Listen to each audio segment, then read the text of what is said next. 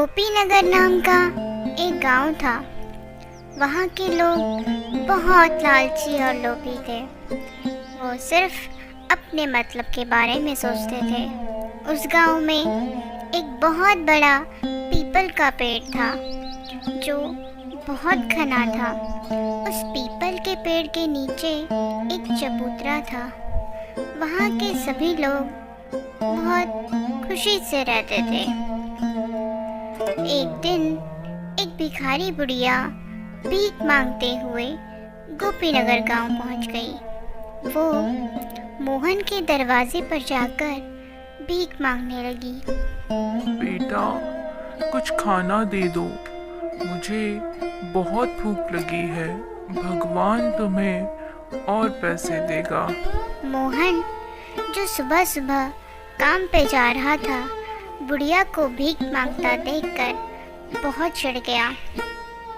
बाहर से आवाज़ सुनकर कमला, जो मोहन की पत्नी है, अंदर से बाहर आती है। बोलती है, ठहरो, मैं इनके लिए खाना लाई हूँ। बूढ़ी औरत, भगवान तुम्हारा भला करे। बुढ़िया खाना लेकर चली जाती है। मोहन अपनी पत्नी से कहता है, खाना देने की क्या जरूरत थी?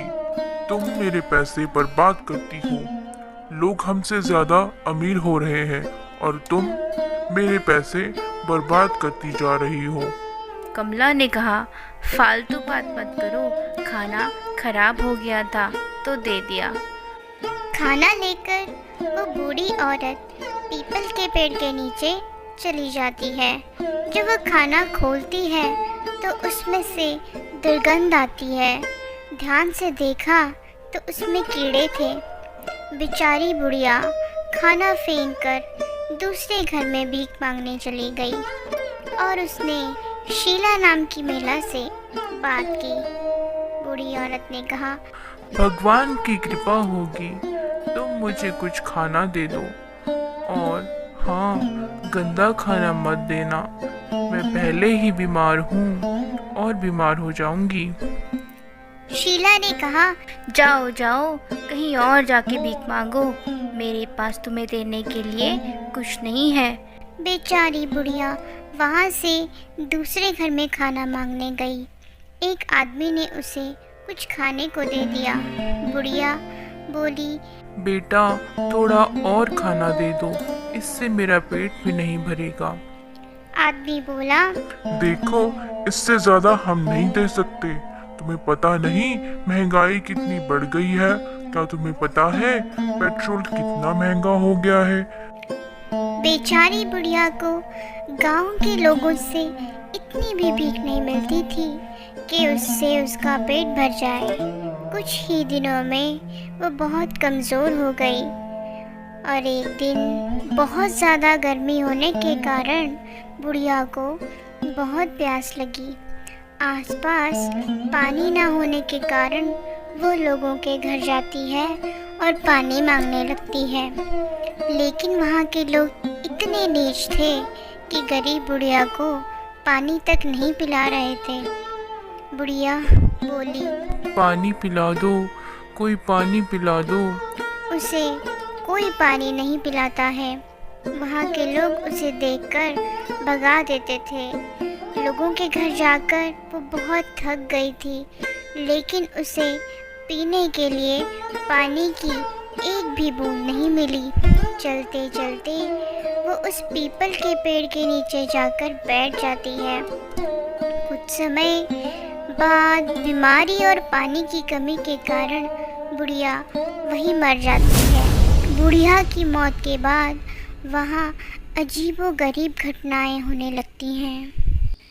रात को जब सो रहे होते थे तो आधी रात में एक महिला के रोने की आवाज़ सुनाई देती थी। यह आवाज़ इतनी तेज़ होती थी, गांव के लोगों ने एक सभा बुलाई। सब लोग उसी पीपल के पेड़ के नीचे इकट्ठे हो गए। पुरुषों में से एक ने कहा, ग्रामीणों, गांव में ये क्या हो रहा है? हर रात एक महिला का रोना सुनाई देता है। तभी एक महिला कहती है, इसका क्या उपाय है? मेरे बच्चे बहुत डरे हुए हैं। तो दूसरा आदमी कहता है, हर कोई रात में अपने घर में हनुमान चालीसा लगाकर सोता है। उसके पश्चात आवाज आना बंद हो जाती है। लेकिन एक दिन मोहन उस पीपल के पेड़ के नीचे से जा रहा था कि उसकी कार खराब हो गई। जो पीपल के पेड़ के नीचे से गुजरता था, उसकी तबीयत खराब हो जाती थी और उसे तेज़ बुखार आ जाता था। तो कभी हंसी की आवाज़, कभी रोने की आवाज़ और कभी किसी के बात करने की आवाज़ आती थी। ये सब बातें लोगों के अंदर से डर को और ज़्यादा बढ़ा रही थी। एक दिन अचानक गांव में पीपल के पेड़ के पास रहने वाला व्यक्ति गायब हो जाता है और एक दिन सुबह उस व्यक्ति का शव पीपल के पेड़ के नीचे पड़ा मिला। इस बात से गांव वाले और भी डर गए। कमला बोली, शाम ढलने के बाद कोई घर से बाहर नहीं जाएगा। गांव में हर कोई अपने घर का दरवाज़ा बंद रखता था ताकि कोई लापता ना हो जाए। मोहन बोला, और उस पीपल के नीचे मत जाना, भूल से भी भूत रहता है उस पर, कुछ भी हो सकता है। तभी कमला और मोहन के बच्चे कहते हैं, ठीक है, हम कहीं नहीं जाएंगे। पूरे गांव में मानो मातम पसर गया हो। मोहन गांव के कुछ लोगों को लेकर एक साधु के पास जाता है और उस साधु बाबा से पूछता है कि एक बुढ़िया को भिक्षा न देने के कारण हम परेशान हैं। वह भूख और बीमारी से मरकर चुड़ैल बन गई है और अब सभी गांव वालों को सता रही है। बाबा ने कहा, जो कुछ भी हो रहा है दोष तुम सब गांव वालों का है। तुमने अपने लालच और क्रूरता के कारण एक बीमार और गरीब बुढ़िया को मार डाला। तुम लोग उसे 2-4 रोटी भी नहीं दे सके, जिससे उस बेचारी की जान चली गई और अब वह अपना बदला ले रही है। गांव वाले डर जाते हैं और साधु बाबा से पूछते हैं, बाबा जी, क्या इसका कोई इलाज नहीं है? बाबा ने कहा, हवन पूजा का इंतजाम करना होगा, तब शायद कुछ हो। तब सारे गांव वाले कहते हैं कि ठीक है, हम सब तैयार हैं। हवन पूजन शुरू हुआ।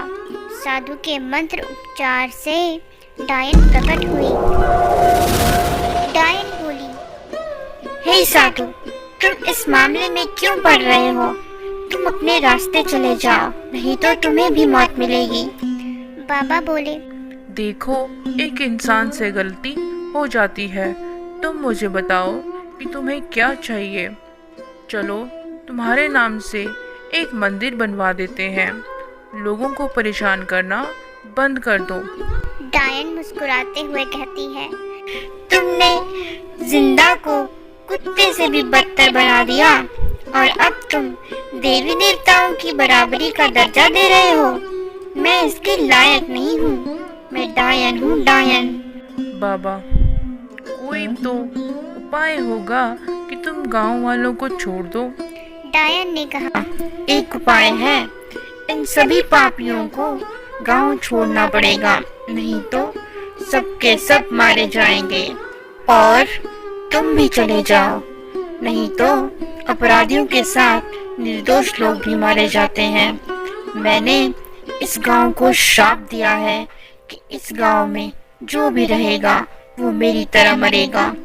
यह कहकर डायन गायब हो जाती है और साधु ग्रामीणों से कहता है कि इसका कोई इलाज नहीं है।